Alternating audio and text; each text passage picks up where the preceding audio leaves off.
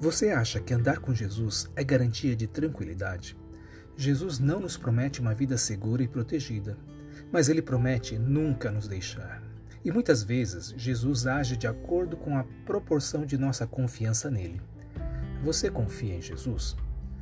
O Obedecer a Tudo de hoje está em Lucas, capítulo 8, versículos de 22 a 25. Certo dia, Jesus disse aos seus discípulos: "Vamos para o outro lado do lago." Eles entraram no barco e partiram. Enquanto navegavam, ele adormeceu. Abateu-se sobre o lago um forte vendaval, de modo que o barco estava sendo inundado e eles corriam grande perigo. O barco estava navegando no Mar da Galileia, que tem esse nome, mas o mar é na verdade um grande lago. As tempestades repentinas eram comuns naquela região, mas desta vez o vendaval era muito forte e o barco estava quase afundando, porque estava enchendo de água muito rápido. E Jesus estava tão cansado que ele estava dormindo profundamente e nem tinha acordado, apesar do barulho da chuva. O que não faltava naquele barco eram pessoas que sabiam pilotar um barco. Pedro, Tiago, João e André eram pescadores experientes. Mas naquela hora, a experiência deles parecia não ser suficiente. Eles nunca tinham enfrentado uma tempestade como aquela. Aí veio o medo.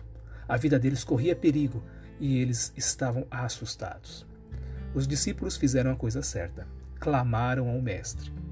Então, os discípulos foram acordá-lo, clamando: "Mestre, mestre, vamos morrer."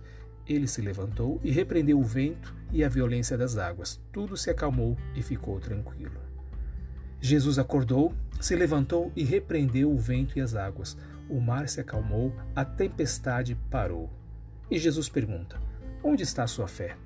Perguntou ele a seus discípulos. Amedrontados e admirados, eles perguntaram uns aos outros: "Quem é este que até os ventos e as águas dá ordens, e eles lhe obedecem?"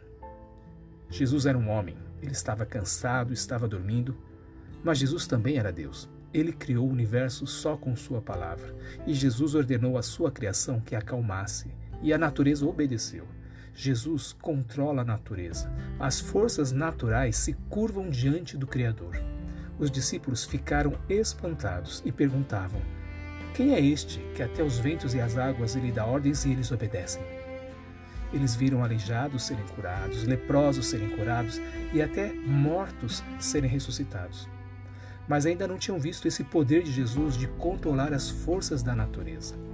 Jesus estava se revelando aos poucos a seus discípulos.